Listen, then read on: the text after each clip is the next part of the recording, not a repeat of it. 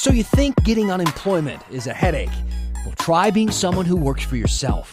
Who all are self-employed or independent contractors, right? We talked to nearly 60 of them who haven't seen a dime in benefits that Oregon promised they could get. And it's like, how are you supposed to survive on nothing? You just can't. And schools have been closed for more than 2 months now. But some kids at Woodlawn Elementary still haven't been able to get online and start learning again. I have a few kids that just cannot even access it for different reasons, and those kids are the ones that probably need the most support. And whatever happened to all that ash from Mount St. Helens? Well, apparently, people got creative.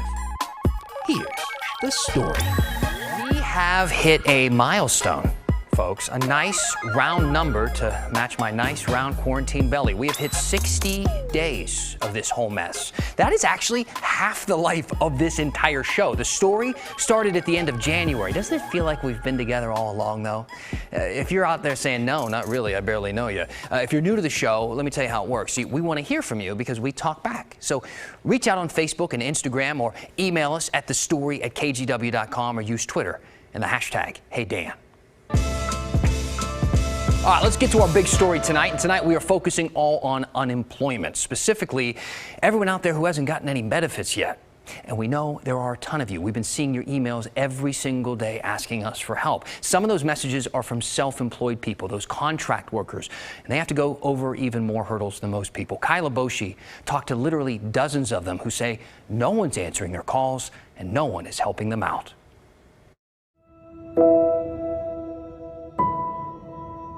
At a time when people are struggling most. The coronavirus pandemic has left millions of Americans out of Stunning work. evidence of an economy that suddenly hit a brick wall. There's the huge economic toll on American families. The state has left tens of thousands of unemployed Oregonians without a safety net because of a backlog of jobless claims. And among those waiting for relief, contractors and self-employed workers who are newly eligible for benefits. I mean, the government told us we have to close our businesses, stay home. You know, we'll help you. Nina Sage saw her business as a professional dog photographer go dark after the state imposed strict stay-at-home restrictions in March to prevent the spread of coronavirus. Brought it to a screeching halt. With no dog shows to photograph and no income, her savings dwindled. It's scary because if you can't work, you can't earn a living, yet bills still come. Nina said she couldn't get regular unemployment in March because she's self-employed. But a new program, launched in late April, promised hope. Pandemic unemployment assistance is specifically for the self-employed and gig workers. Nina applied almost 3 weeks ago, got confirmation, but then nothing. No benefits, and time is running out. There's going to be no money after I pay rent June 1st. I'm pretty much empty pockets. You know, I've got just barely enough to cover rent. I don't even have enough to cover all my utilities. With no word from the state, the 57-year-old is teetering on the brink. And I'm not alone. You all are self-employed or independent contractors, right? Yes. I arranged an online meeting with 59 unemployed Oregonians. They're yoga instructors, massage therapists, and writers, each struggling to survive financially. How many have applied for the Pandemic Unemployment Assistance, or PUA? Everybody. How many of you have actually collected benefits? I'm not seeing any hands. One, okay? These self-employed workers explain the PUA program has been fraught with problems from day one. You cannot find one person who has the same information as the next person. Just today received 3 letters telling me that there's problems. These jobless workers say the application is confusing, uploading it isn't easy, and once submitted, there's no update on when or if benefits will arrive. And there's nobody to ask questions to. Nobody. The State Employment Department admits regular unemployment employees can't take questions about the PUA program. Instead, there's a different team devoted to this program for self-employed workers. And it is important to note that anybody who's trying to call a contact center where they're processing regular unemployment insurance benefits, they don't have the answers or the access to process pandemic unemployment assistance. Additionally, an agency spokesperson said the new program was quickly swamped with jobless claims. We do have those claims coming in. We are processing them. We are inputting them into our system to process and get paid. And so that's happening. It's still relatively, in terms of the program existing, in a way that we can get the correct information and pay that. It's existed for 3 weeks. These workers understand it's a monumental challenge to process tens of thousands of unemployment applications, but they warn time is running out. And it's like, how are you supposed to survive on nothing? You just can't. They need an update. They need answers. And most importantly, they need the state to provide a safety net. Kyle Aboshi, KGW News. All right, a lot of people waiting on that. All right, we want to move off these PUA claims just a bit and talk about the other 40,000 or so people still waiting for money. People like Lily. She wrote it and said, I'm going on my 6th week of unemployment and my initial claim still hasn't been processed. What should I do? How much longer will it take? Well, look, I can't tell you how much longer it's going to take, Lily. I wish I could, but I don't know. Think of it this way, though. I asked the employment department if all of the claims stopped right now, no one else filed for unemployment, how long would it take them just to clear the backlog? And they said possibly months. Obviously, those claims have not stopped. They got 16,000 new claims last week. That was an uptick from the week before. I do know that people like Lily, who have been waiting the longest, are at the front of the line at this point, but that doesn't answer her other question. What should I do? Now, look, I don't have a great answer for that one either, but I will tell you, please answer your phone. See, the employment department, they just started calling people back to resolve some issues in these claims, and they tell me that many people just aren't picking up the phone, and I get it. Right? Unfamiliar number. You don't want to deal with maybe a bill collector. A lot of those are calling right now because you don't have any money to pay bills. I'd ignore it too. But from now on, please answer the phone if it rings and you don't recognize the number. Meantime, I want to answer this email I got from Renee. She said, just watched Dan Haggerty report on the failures of the unemployment system without once mentioning that our governor and secretary of state have been sitting on millions of dollars for 5+ years to fix it and have done nothing. That's the real news. Shame on you for protecting this failure of a government during an election year. First of all, we have covered that before, a lot, like more than once. I think every station and newspaper in the state has done that too. I'm actually betting that's how you know about it. Renee is talking about the $86 million that Oregon got from the feds during the Great Recession in 2009 to help bolster the employment department. Now look, this saga has been told over a decade. For one, some of that money was mismanaged. State audits in 2013 and 2015 showed that the governor and Governor Brown replaced the department's director in 2016 because of all of it. Recent reports show us that almost all of that money is still sitting around somewhere, and new leadership started using it to upgrade systems in 2017. Renee said that the money was to fix the system, but technically the system wasn't broken. And look, I am by no means advocating for a computer system that's older than I am, but it did get us through the crash in 2008, and they were seeing massive layoffs then, a system that was hit with about 150,000 claims over a series of months, and at the time, that seemed like a really big deal, but compare that to today, when over the past 60 days alone, 412,000 people have called on unemployment for help. That is 1 in 5 Oregon workers. There isn't a system in the country that's been able to keep up with that kind of work. That said, all right, we're not giving anybody a free pass here, and please understand that we're continuing to investigate the pitfalls that have people waiting in misery for money to survive. All right, primary election day has come and has gone, but you've still got some questions about it. I got this one on Facebook from Ann. She asked me, what about the Secretary of State's race? Yeah, what about that race? Good question. I mean, what is going on? The winner of the Democratic primary has flip-flopped a few times since last night. All right, so let me explain how this all worked out. First of all, even if you're not a political nerd like we are here at The Story, stay with me because it's interesting and it's a very important race. It's actually the second highest position in Oregon right under the governor. And it's been a toss-up between Shemia Fagan and Mark Hass, both state senators. See, on Tuesday night, Hass had a pretty big lead. It looked like he was going to be the guy. So big, in fact, the Oregonian decided to call the race for him. But in the morning, after more votes were counted, Fagan took the lead. And then this morning, guess what? Hass was back in the lead again after they counted more votes. But apparently there was a reporting glitch in Yamhill County. So when they fixed that, Fagan was back out in front. It's exhausting. I feel like I'm calling a horse race. I mean, who knows what tomorrow's going to bring? So how does this flip-flopping happen, though? How did Fagan come from behind here? We asked KGW political analyst Len Bergstein.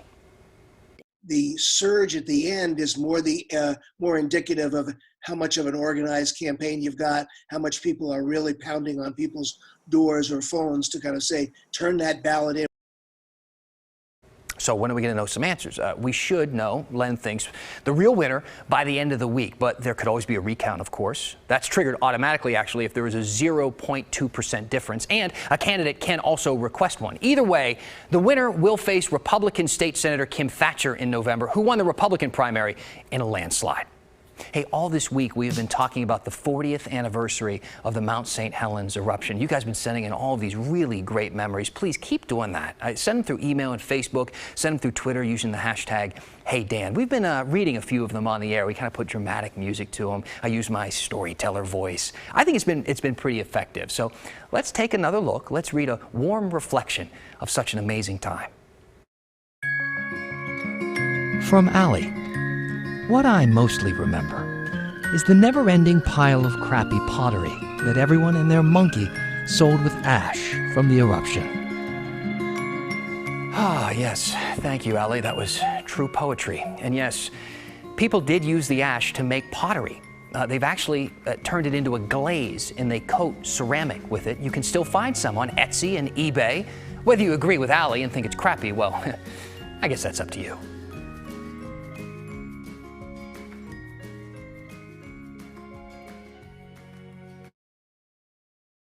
If you're new to the story, you might not know about our year-long project inside Woodlawn. Kristen Severance is spending the entire year telling stories from a Northeast Portland elementary school, and we have been through a lot with them. And now we're seeing their struggles with distance learning. With less than a month to go, some of these kids still have not been able to log on and start learning. Here's Kristen Severance.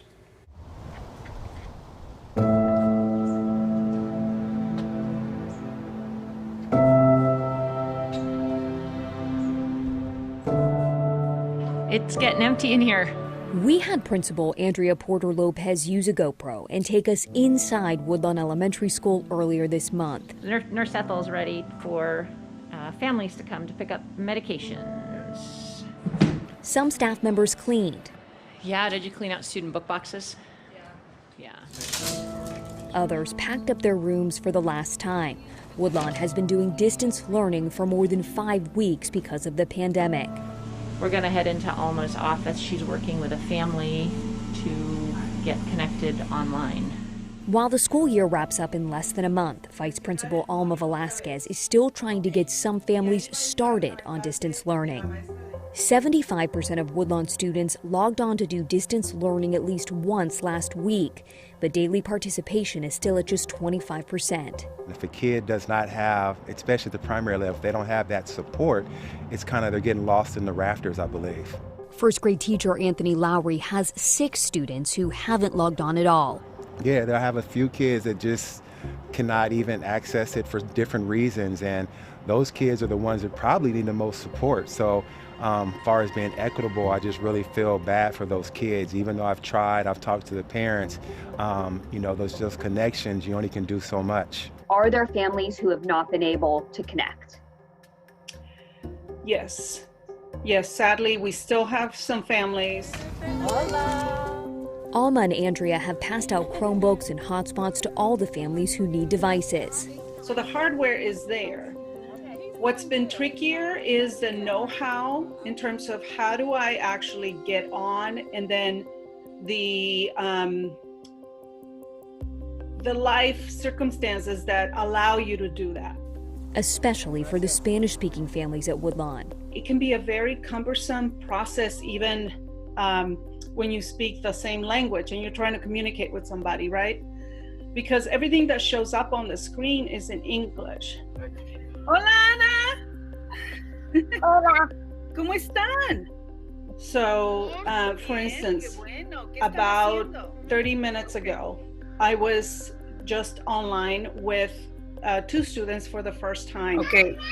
Fíjese bien. They're speakers of a Mayan language, Acateco. They're also Spanish speakers, but their English is still limited. I created some videos in Spanish for them to be able to figure out how to get on, what buttons to press, how to enter the email account and the password. Hola, Maria.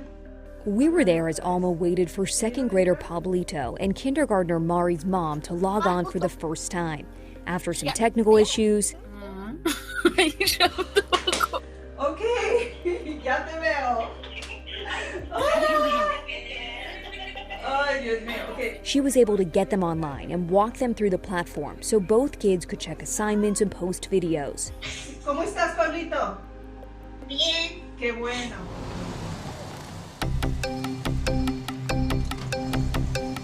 The next day, Alma checked in with Pablito and Mari's family in person. Okay. She dropped off food and a packet of paper homework assignments in case they want a break from the computer. Something 30 other Woodlawn families got that day too. Pablito, how are you? Good. Yeah? You're doing good? How do you feel about being able to see your class on the computer? Happy. Yeah? Why do you feel happy? Because I can see my friends. Mm-hmm. So that's a win. You know, every day that we're able to get one more family connected is a win. It's part of what makes you feel good about doing the work that you do, right? That you know you're really making a difference. And when they tell you thank you, you know they mean it. Alma says the phone calls, video calls, and in-person visits are all worth it, so kids can learn remotely for the rest of the year or longer. So that come fall, if this is how we start the year, everybody's ready, everybody knows how. So that there's no more loss. I just want to, in my mind, be ready for that possibility. Because we know how to do school the old-fashioned way, the traditional way. But we need to make sure that we also know how to do school this way.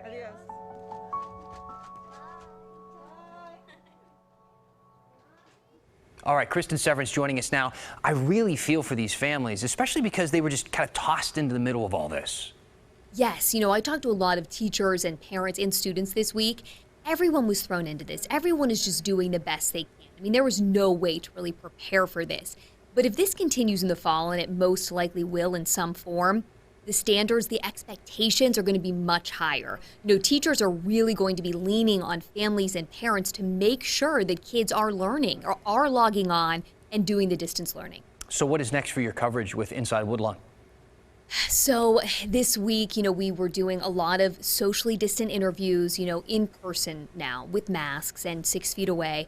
And we talked to a lot of kids. You know, this is our year-ender episode.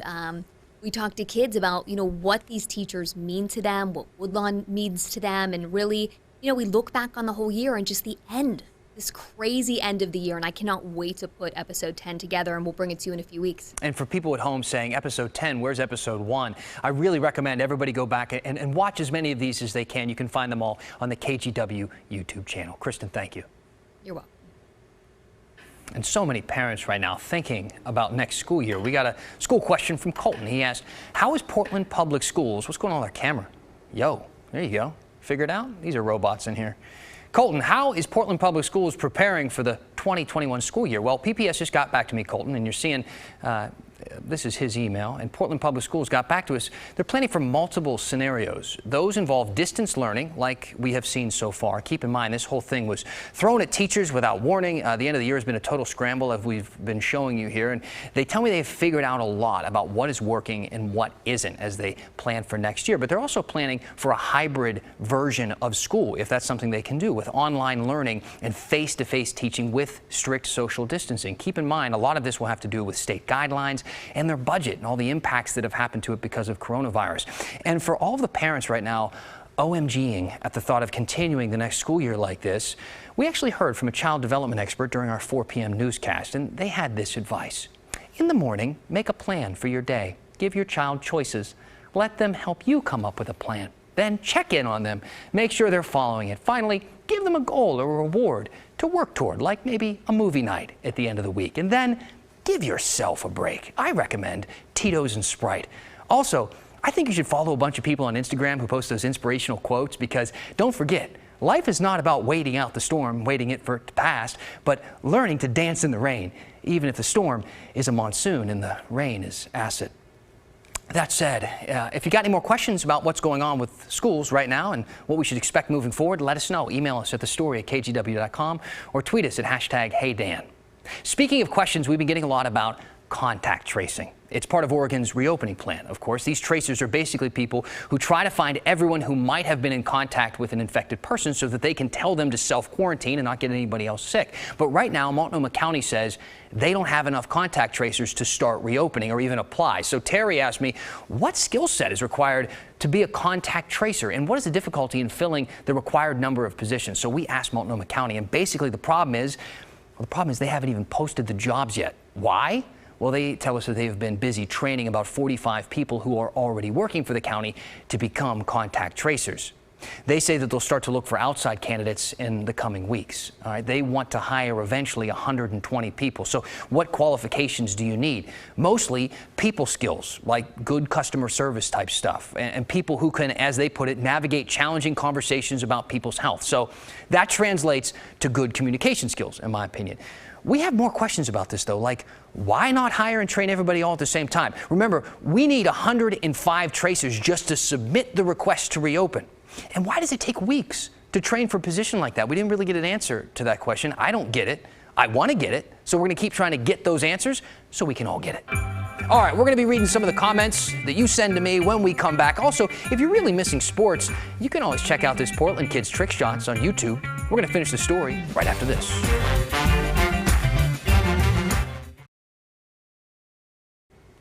All right, he's from Portland. He's 12 years old, a gift from the tennis table gods and an Olympic hopeful. And during quarantine, Kevin Wynn is going viral for his skills and trick shots after ESPN shared some of his videos on Facebook. I met Kevin a few months ago, actually, when he was here promoting the Olympics right here at KGW, back when that was still a thing. And we chatted today about his training and internet glory.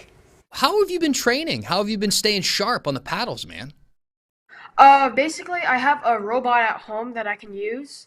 And it feeds me like top spin, underspin, and like that's pretty like not as good as like of course a training partner, but it keeps me in shape and like I still have muscle memory. So tell me about these videos you've been making, these trick shot videos. I was just sharing them to like a couple friends of mine, but like I was pretty amazed when ESPN started picking them up, and I'm still like really surprised now. It's really cool. Look, this kid is one of my favorite people. And we're kind of buds, actually, ever since I scored a point on him when we played at the station. And even now, he still makes me think that he didn't let that happen, which makes him a good kid. Kevin was preparing for the U.S. Nationals in July, but that's been postponed for now. He's not too bummed. Kevin's got a long career ahead of him. You can check him out, all his trick shots, on videos on his YouTube page. Go there, subscribe, support this local kid. Thanks to Kevin. He's the man. Let's read some comments. Casey writing in, Tito's and Sprite, really? Let's not judge, all right? Don't judge me, buddy. Yeah, it's delicious. I love it. Also heard from Kevin. What's up with the trend of having news anchors stand? I don't know. Where's my seat, man? They make me do this. I need to stretch out before each show. Wayne said, thanks for staying on the Oregon unemployment debacle. I can't imagine the mental anguish these people are going through. To me, you know, the financial strain is one thing, but it's the mental anguish that it creates and the difficulty it creates for people and all of that in their home. And even the unemployment department, the employment department, the people there said they really are working hard to make sure that people feel like they're being heard. So we're going to make sure that they're staying true to that word. So stay with us here on The Story. We'll keep reporting our best for you. We'll see you back here tomorrow.